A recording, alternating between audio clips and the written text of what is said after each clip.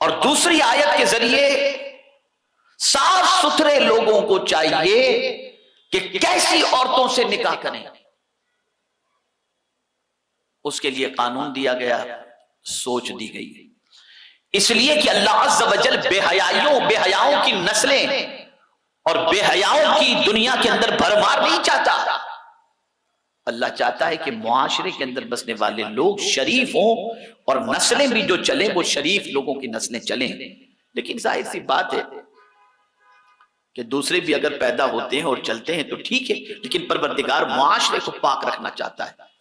تو اب ایک دوسری آیت نازل ہوتی، دوسری آیت کے ذریعے یہ پیغام دیا جاتا ہے، الزانی لا ينکح الا زانی الا زانیہ او مشرکہ والزانیۃ لا ينکحها الا زان او مشرک وحرم ذلک علی المؤمنین۔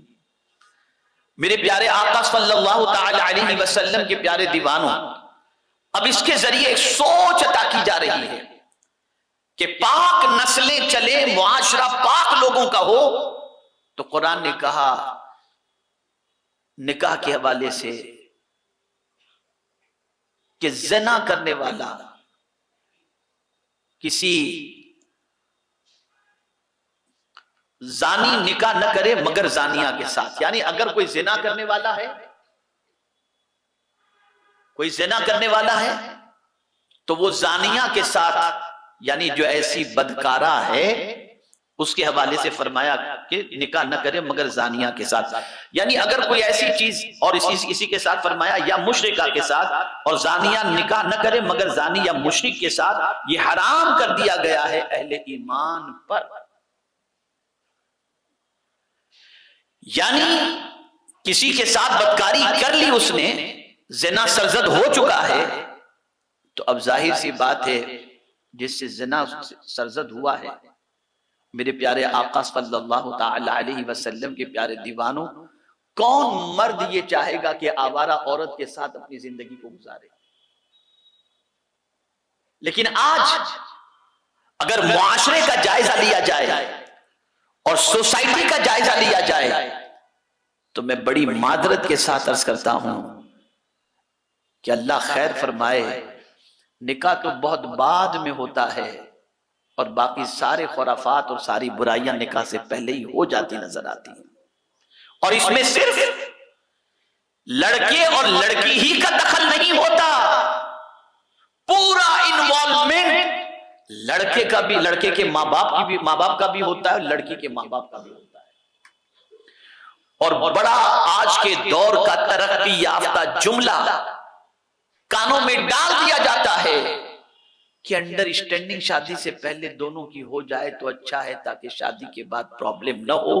العیاذ باللہ، میں نے کئی ایسے رشتے ٹوٹتے ہوئے دیکھے ہیں کہ شادی کو ابھی ایک ہفتہ باقی ہے اور دونوں کے درمیان کچھ چیمی گوئیاں ہوئیں اور دونوں کے درمیان جو ہے وہ کچھ سنی انسنی ہوئی اور نتیجتاً یہ رشتہ ختم ہو گیا، اور رشتے کے درمیان اب اس نکاح ہونے سے پہلے منگنی کے بعد گھومے بھی، سیر و تفریح بھی کیے، اکیلے کہیں بھی گئے، ماں باپ نے چھٹیاں بھی دی، لیکن نکاح سے پہلے رشتہ ٹوٹ جاتا ہے اور اس کے بعد لڑکی کی زندگی بھی خراب اور لڑکے کی زندگی بھی خراب ہوتی دکھائی دیتی ہے۔ اسی کے ساتھ ساتھ میرے پیارے آقا صلی اللہ تعالی علیہ وسلم کے پیارے دیوانوں، اس بات کو اچھی طریقے سے ذہن کے اندر محفوظ کر لیں جو آیت میں نے تلاوت کی، تاکہ آپ کے ذہن کے اندر کوئی شک و شبہ نہ رہ جائے کہ شریعت اسلامیہ میں اہل ایمان کا نکاح مشرک کے ساتھ نہیں ہو سکتا۔ کوئی مشرک ہے اس کے ساتھ کسی مومن کا نکاح نہیں ہو سکتا، اللہ عز و جل نے اس کو حرام فرمایا ہے، اللہ عز و جل نے اس کو حرام فرمایا ہے، اس کو ذہن کے اندر محفوظ رکھ لیں۔ میرے پیارے آقا صلی اللہ تعالی علیہ وسلم کے پیارے دیوانوں، اور یہ بات بھی اچھی طریقے سے ذہن کے اندر رکھیں کہ اس برائی کی قباحت اور شناعت بیان کی جا رہی ہے کہ جو زانی ہوگا وہی زانیہ سے نکاح کرنے کے لیے تیار ہوگا، ورنہ کوئی شریف انسان آوارہ عورت سے نکاح کیسے کر سکتا ہے؟ کیسے کر سکتا ہے؟ تو اس کو بھی ذہن کے اندر رکھیں۔ اب بہت سارے لوگ ایسے ہوتے ہیں جن کی سچویشن یہ ہوتی ہے کہ پاک باز عورت کے اوپر بھی تہمت لگا دیتے ہیں، ارے اس کا اس سے چکر چل رہا ہے، تم کو کیا معلوم، اس کا اس کے ساتھ افیئر چل رہا ہے، تم کو کیا معلوم، ارے فلاں نے فلاں کے ساتھ اس کو دیکھا تھا، تم کو کیا معلوم۔ اگر اس قسم کی باتیں کوئی پھیلا رہا ہے اور کر رہا ہے جس کی وجہ سے کسی کی عزت جا رہی ہے کہ فلاں کا فلاں کے ساتھ تعلق اور فلاں نے فلاں کے ساتھ بدکاری کی، اللہ اس کی بھی روک تھام کر رہا ہے اپنی کتاب کے ذریعے اور اپنے فرمان کے ذریعے۔ رب قدیر جل جلالہ ارشاد فرماتا ہے والذین یرمون المحصنات ثم لم یأتوا باربعۃ شہداء فاجلدوہم 80 جلدہ۔ اللہ ارشاد فرماتا ہے اور جو لوگ پاک دامن عورتوں پر تہمت لگائیں پھر 4 گواہ لے کر کے نہ آئیں، ان کو 80 کوڑے مارو۔ ایک بے گناہ اور شریف عورت کے اوپر تم زنا کا الزام لگا رہے ہو، نہیں بخشے جاؤ گے۔ اگر واقعی تم جانتے ہو کہ اس نے زنا کیا ہے تو لاؤ پہلے 4 گواہ، اور اگر 4 گواہ پیش نہیں کر سکتے تو ان پر حد قذف جاری کیا جائے، ان کو 80 کوڑے مارے جائیں۔ کیوں؟ اس لیے کہ کسی عورت کی عزت سے معاشرے میں کوئی کھلواڑ نہ کر سکے، کسی پاک عورت پر تہمت لگا کر معاشرے کو برائیوں کے دلدل میں ڈھکیل نہ سکے، اور کسی پاک عورت پر تہمت لگا کر اس کے مستقبل کو تاریک نہ کر سکے، اس کے لیے اللہ عز و جل نے یہ قانون عطا فرمایا۔ میرے پیارے آقا صلی اللہ تعالی علیہ وسلم کے پیارے دیوانوں، اب آئیے اسی کے ساتھ ساتھ ایک اور آیت بھی آپ کی سماعتوں کے حوالے کروں، اور وہ یہ ہے کہ ایک تو کسی پاک عورت پر یا مرد پر، پاک عورت پر بہتان لگانا کہ یہ بدکارہ عورت ہے، اور ایک ہوتا ہے گمان کرو، ہوتا ہے شاید ایسا ہوگا۔ جیسے آج بہت ساری بچیوں کے رشتے جاتے ہیں تو جس کو حسد ہوتا ہے اس بچی کے اچھے گھر کے رشتے سے، مجھے لگتا ہے شاید میں سیور نہیں ہوں، لگتا ہے، اس طریقے سے کہہ دیتے ہیں اور شک پیدا کر دیتے ہیں۔ لڑکے کے بارے میں بھی کانفیڈنس نہیں ہوتا کہ لڑکا صحیح ہے یا غلط، تو اس کے حوالے سے بھی اس قسم کی بات کہہ دی جاتی ہے، شک چھوڑ دیا جاتا ہے، شبہ چھوڑ دیا جاتا ہے، جس کی وجہ سے لڑکا بھی مشکوک اور لڑکی بھی مشکوک ہو جاتی ہے۔ قرآن نے اس پر بھی پہرا لگایا۔ ذرا پڑھو قرآن، سمجھو قرآن کو۔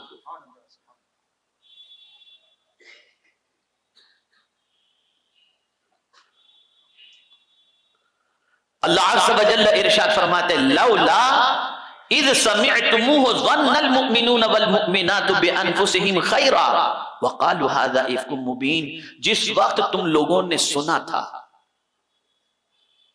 اس وقت کیوں نہ مومن مردوں اور عورتوں کے لیے اپنے آپ سے نیک گمان کرتے۔ جب تمہیں کہا گیا ایسا لڑکا ہے، ایسی لڑکی ہے، یہ کرتا ہے، وہ کرتا ہے، تو تمہیں کسی کی بات میں آنے کی کیا ضرورت تھی؟ قرآن کہتا ہے تم اس کے بارے میں اچھا گمان کیوں نہیں کیا؟ قرآن ہمیشہ گمان پر چلنے کی بات نہیں کرتا، یقین پر چلنے کی بات کرتا ہے۔ یہ میرا جملہ زندگی پر یاد رکھیے گا، کبھی قرآن گمان پر چلنے کی بات نہیں کرتا، یقین پر چلنے کی بات کرتا ہے، اس لیے کہ گمان کی جو پیروی کرتا ہے اس کے گمراہ ہونے کا چانس ہے، پھٹکنے کے امکانات ہیں۔ بلکہ حضور صلی اللہ علیہ وسلم نے فرمایا مومنین کے لیے اچھا گمان کرو، مومن کے بارے میں اچھی سوچ رکھو۔ اے رسول گرامی وقار صلی اللہ تعالی علیہ وسلم کے پیارے دیوانوں، یہ ایک مستقل ٹاپک ہے گمان کے بارے میں، ظن کے بارے میں، کون سا گمان صحیح، کون سا گمان غلط، کب گمان کو صحیح سمجھا جائے، کبھی پورا لمبا ٹاپک ہے، پھر کبھی انشاءاللہ زندگی رہی تو میں بتاؤں گا۔ لیکن یہاں قرآن کہہ رہا ہے کسی مومن مرد کے بارے میں یا مومنہ عورت کے بارے میں تم نے کوئی بات اگر کسی سے سنی تو ان کے بارے میں تمہیں اچھا گمان رکھنا چاہیے تھا، اچھا گمان رکھنا چاہیے۔ ہو سکتا ہے یہ آدمی کہہ رہا ہے اس کی بات صحیح نہ ہو، تحقیق کرو، لیکن گمان کی پیروی مت کرو۔ اگر تحقیق کے بعد یقین ہو جائے تو یقین کی پیروی کرو، اس میں کوئی پرابلم کی بات نہیں۔ میں یہاں ایک بات عرض کروں، میں بہت مرتبہ کہہ چکا ہوں، بہت مرتبہ کہہ چکا ہوں، پھر ایک مرتبہ آج میں کہہ دوں. غالباً حضرت بایزید بسطامی علیہ الرحمہ ایک عورت کے ساتھ بیٹھے ہوئے تھے. وادی نور میں بھی شاید میں نے یہ واقعہ پیش کیا ہے. حضرت بایزید بسطامی فرماتے ہیں ایک شخص کو میں نے دیکھا کہ وہ ایک عورت کے ساتھ بیٹھا ہوا ہے اور قریب میں بوٹل پڑی ہوئی ہے. تھوڑا سا غلط گمان ذہن میں آیا. سمندر میں طغیانی آئی، ایک کشتی تھی جس میں 6 لوگ سوار تھے، وہ ہچکولے کھانے لگی.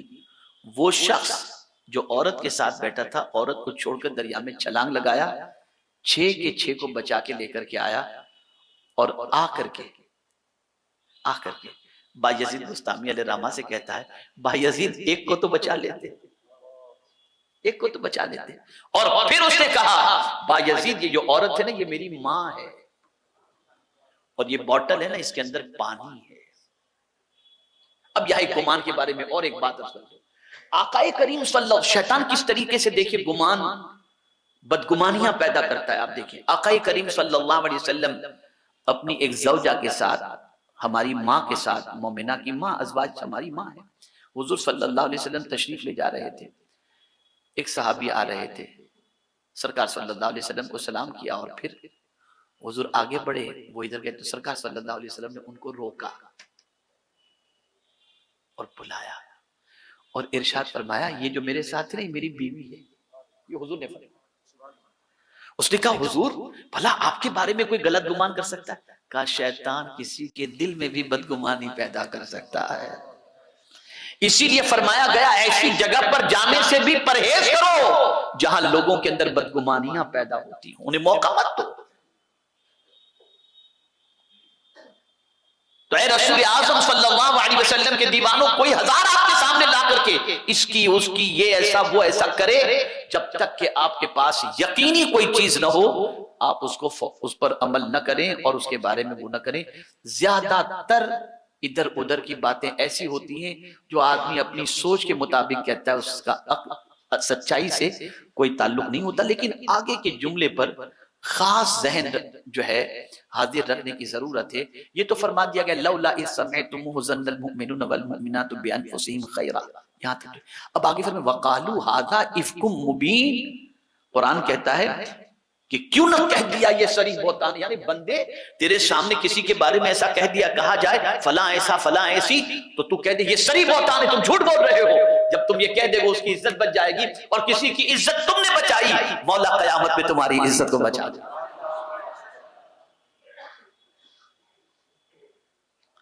تو میرے پیارے آقا صلی اللہ علیہ وسلم کے پیارے دیوانوں، یہاں تک تو آپ سزا گمان اس کے بارے میں سنیں. اب جو بات عرض کرنے جا رہا ہوں اس کو خاص طور پر ہمارے معاشرے کے وہ لوگ جو ضرورت سے زیادہ خود کو ماڈرن سمجھتے ہیں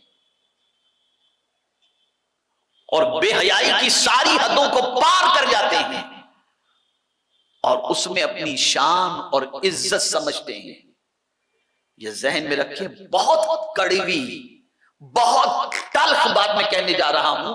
ہو سکتا ہے معاشرے کے بہت سارے لوگ میری اس گفتگو کے بعد مجھ سے ناراض ہو جائیں، لیکن میں بلا خوف لومۃ لائم میں یہ بات عرض کرنے جا رہا ہوں قرآن کی روشنی میں.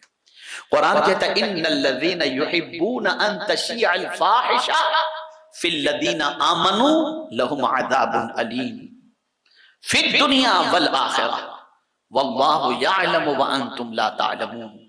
یہ بھی سورہ نور کی آیت ہے. اب سمجھیں قرآن کیا کہہ رہا ہے. جو لوگ چاہتے ہیں کہ ایمان والوں کے اندر فحاشی پھیلے، مومنوں کے اندر بے حیائی پھیلے، وہ دنیا اور آخرت میں دردناک سزا کے مستحق ہیں. صرف دنیا میں نہیں، دنیا میں بھی اور آخرت میں بھی اللہ جانتا ہے جو تم نہیں جانتے. اب سنیے، آپ کہیں گے کون مومن ہوگا جو معاشرے کے اندر ایمان والوں میں بے حیائی کو پھیلانا چاہے گا؟ آئیے میں آپ کو بتاؤں. آج ہمارے معاشرے کے اندر شادیاں ہو رہی ہیں، لڑکا لڑکی ایک ہی اسٹیج پر، بیٹھے ہوتے ہیں، لڑکی دلہن کے ڈریس کے اندر ہے، لڑکا دولہے کے ڈریس کے اندر ہے، اور بہت ساری خواتین، بہت سارے مرد ان کے سامنے بے حیائی ہو رہی ہے، ایک دوسرے کو تانگ جھانک ہو رہا ہے۔ اور یہی نہیں بلکہ اب تو اس پر اکتفا کرنا لوگوں نے چھوڑ دیا، اب دولہا دلہن اسٹیج پہ ڈانس کرتے ہیں شادی کے دن۔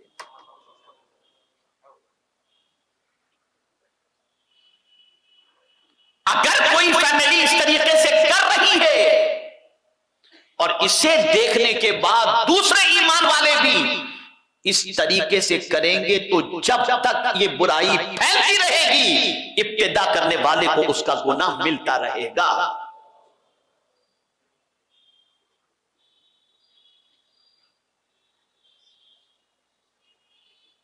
شادی کے نام پر، نکاح کے نام پر آج جو کروڑوں روپے خرچ کر کے ان بے حیائیوں کو پھیلایا جا رہا ہے، میں اس آیت کی روشنی میں ڈر رہا ہوں کہ کہیں دنیا اور آخرت کے ذلت اور سخت ترین عذاب کے اندر ان برائیوں کو پھیلانے والے گرفتار نہ ہو جائیں۔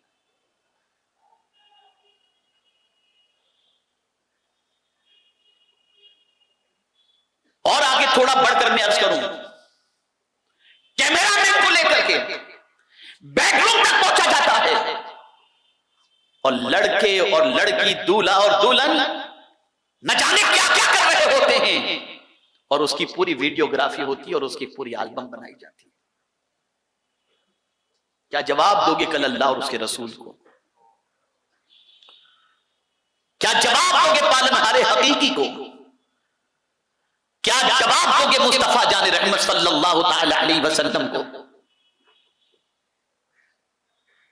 میدان کربلا کے اندر بہن کے سر سے صرف دوپٹہ اتر گیا تھا تو امام حسین نے کہا، میری بہن، اسی دوپٹے کی حفاظت کے لیے تو تیرا بھائی جان دینے کو تیار ہے، اور آج تو اپنے بھائی کو مصیبت میں دیکھ کر دوپٹہ سر سے تیرا اتر گیا، تجھے لحاظ نہیں۔ کتنا ضمیر مردہ ہو چکا ہے اس شوہر کا بھی اور اس کے گھر والوں کا بھی اور اس کی بیوی کا بھی، کہ ایک غیر مرد پوری ویڈیوگرافی کر رہا ہے ننگے پن کی، اور اسے تم سیکیور سیف کر رہے ہو اور اسے دوسروں کو دکھا رہے ہو۔ یہ یادگار ہے تمہاری؟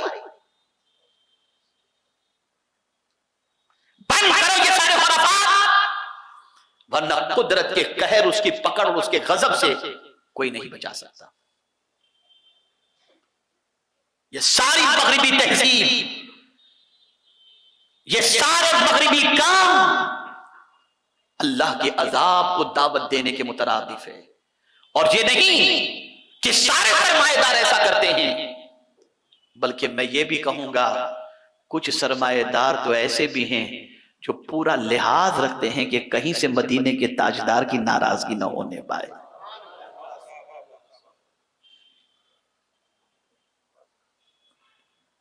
ڈرو اللہ سے ایمان والوں میں۔ اور یاد رکھیں، کوئی غریب کے یہاں کی ڈش کے مطابق اپنے شادی کے اندر ڈش نہیں بناتا، کوئی غریب کی شادی کے ڈیکوریشن جیسا ڈیکوریشن نہیں کرتا، کوئی غریب کی شادی میں جو ہال لیا جاتا ہے ویسا ہال نہیں لیتا۔ ساری اللہ کی انسان کرتا ہے مالداروں کی۔ اب اگر کوئی مالدار یہ سوچے پیسہ ہمارا، ہم موج مستی نہ کریں تو کون کرے گا؟ آپ کو کون روکتا ہے جائز خرچ کرنے سے؟ کون منع کرتا ہے آپ اپنے پیسوں کا استعمال اچھے کام میں مت کرو؟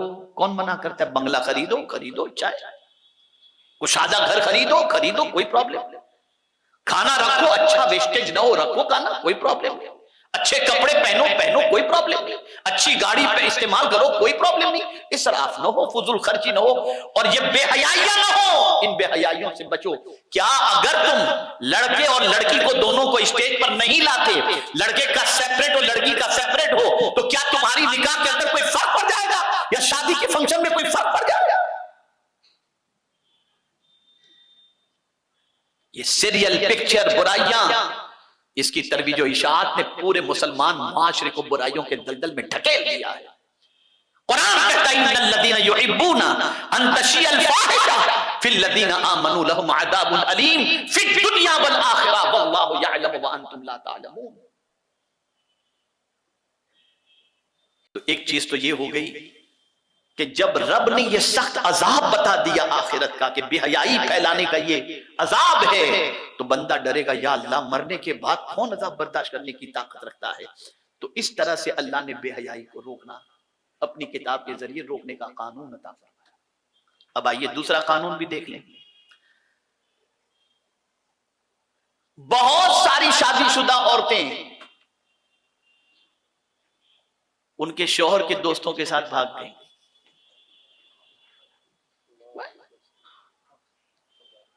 کیوں؟ بے خوف و خطر گھر میں آنے کی اجازت، جب آئے آ جاؤ، جب آئے آ جاؤ، کوئی پرابلم نہیں. یہاں بھی جس راستے سے بے حیائی پھیلتی ہے قرآن نے وہاں قدغن لگا دیا. فرمایا یا ایھا الذین آمنوا لا تدخلوا بیوتا غیر بیوتکم حتی تستأنسوا وتسلموا علی اہلها ذالکم خیر لکم لعلکم تذکرون. اے ایمان والو، اپنے گھروں کے سوا دوسرے کے گھروں میں داخل نہ ہوا کرو جب تک کہ گھر والوں کی اجازت نہ لے لو. ارے تو میرا دوست ہے، تجھے کیا اجازت؟ تیری جب مرضی ہو تب گھر میں آ جانا.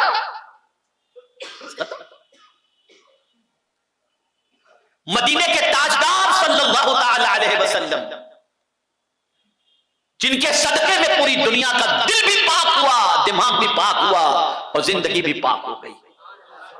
وہ رسول اعظم بھی جب کسی کے گھر جاتے اور دروازے پر سرکار صلی اللہ علیہ وسلم دستک دیتے یا آواز سلام پیش کرتے اور اندر سے سلام کا جواب نہ آتا. کبھی ایسا بھی ہوا، ایک مرتبہ ایسا ہوا ایک صحابی کے گھر حضور تشریف لے گئے، آواز باہر سے سلام کیا، اندر سے جواب نہیں آیا. دوبارہ سلام کیا، اندر سے جواب. اس زمانے کے اندر پردے ہوا کرتے تھے، آواز اندر پہنچ جاتی تھی. دوبارہ آواز دیا، اندر سے جواب نہیں آیا. تیسری بار آواز کیا، سلام کیا سرکار صلی اللہ علیہ وسلم نے، تو سلام کا جواب نہیں آیا. اندر سے حضور صلی اللہ علیہ وسلم چلے جانے لگے، گھس نہیں گئے اندر. اللہ اکبر. جانے لگے میرے آقا صلی اللہ علیہ وسلم. اندر والے باہر نکلے، دیکھا حضور تشریف لے جا رہے ہیں. عرض کرنے لگے یا رسول اللہ صلی اللہ تعالی علیہ وسلم، ہم نے آپ کا سلام سنا، لیکن اگر پہلی بار کے سلام میں جواب دے دیتے تو آپ دوبارہ سلام نہ کرتے. جی چاہ رہا تھا آپ سلام کرتے رہیں اور ہمیں سلامتی ملتی چلی جائے. جب 3 مرتبہ آپ نے سلام کیا تو ہم سمجھ گئے کہ اب حضور تشریف لے جائیں گے، جواب نہیں ملا ہوگا تو ہم باہر حاضر ہوئے، حضور تشریف لائیں. اللہ اکبر. خاتون جنت رضی اللہ تعالی عنہا، ان کے گھر سرکار صلی اللہ علیہ وسلم جب تشریف لے گئے، دروازے سے آواز لگائی اور پھر جواب اندر سے خاتون جنت نے دیا، لبیک یا رسول اللہ صلی اللہ علیہ وسلم. آقا کریم صلی اللہ علیہ وسلم نے فرمایا فاطمہ اندر آنا چاہتا ہوں، میرے ساتھ میرے ایک صحابی بھی ہیں. تو عرض کرنے لگی سرکار میرے پاس ایک چادر ہے جس سے میں نے پورا بدن ڈھانک کے رکھا ہے، سر کھلا ہوا ہے. سرکار نے اپنی چادر عطا فرما دی. فاطمہ اب اپنا چہرہ اور اپنے سر کو بھی ڈھانک لو، وجود کو بھی پوری طریقے سے ڈھانک لو. جب ڈھانک لی پھر سرکار کو اجازت دی. آپ اندازہ لگائیں خاتون جنت اور اتنا اہتمام، اور آج گھر میں دوپٹے کی تو چھٹی ہو چکی ہے، آئے کوئی بھی آئے جائے کوئی پرواہ نہیں. کیا جواب دیں گے اللہ اور اس کے رسول کو مرنے کے بعد؟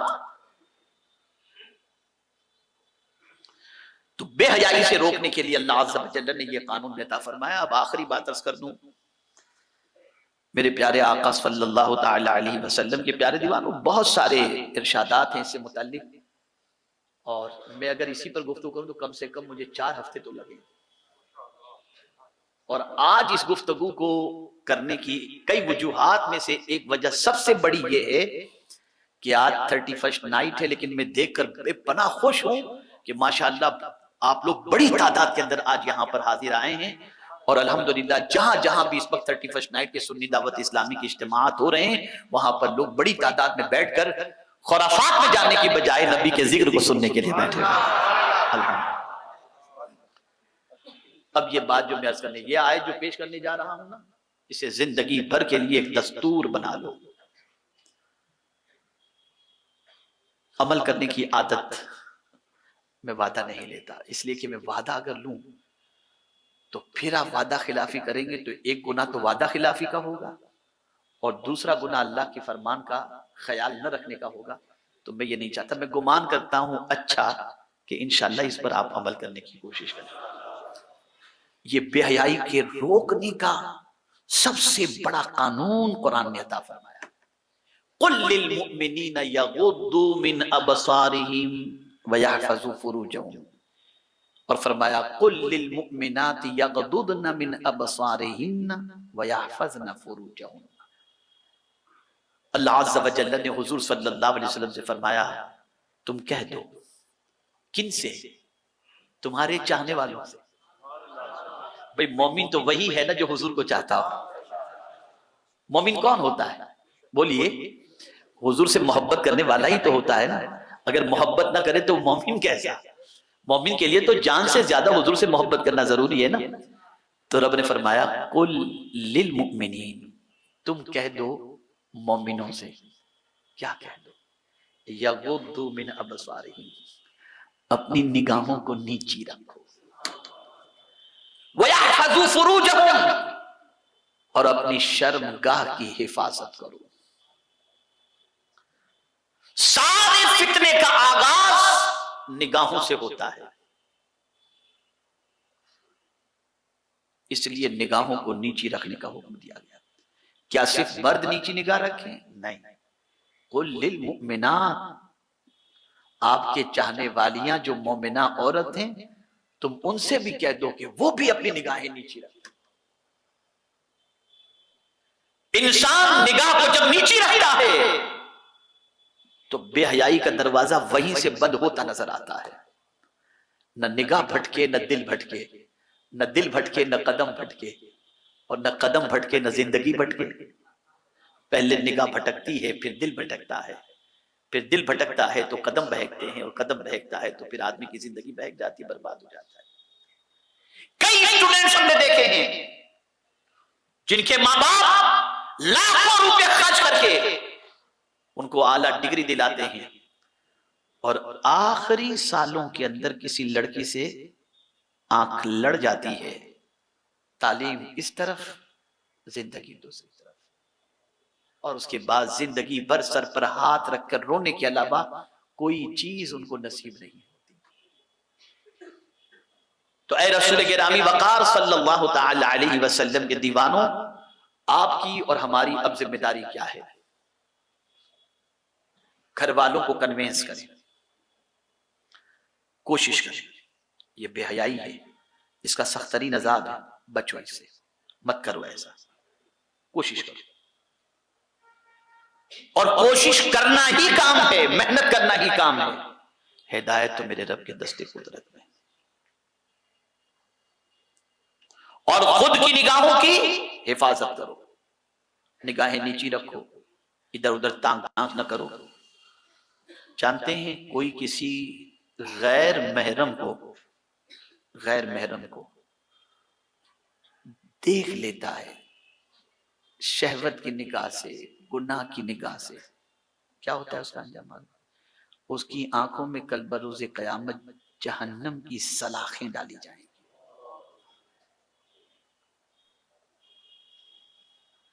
قرآن کا احسان ہے، اللہ اور اس کے رسول کا احسان ہے کہ ہمیں بے چین ہونے سے اس راستے سے اس نے بچا دیا ہے. اس لیے بچو ان چیزوں سے جسے اللہ اور اس کے رسول نے حرام فرمایا.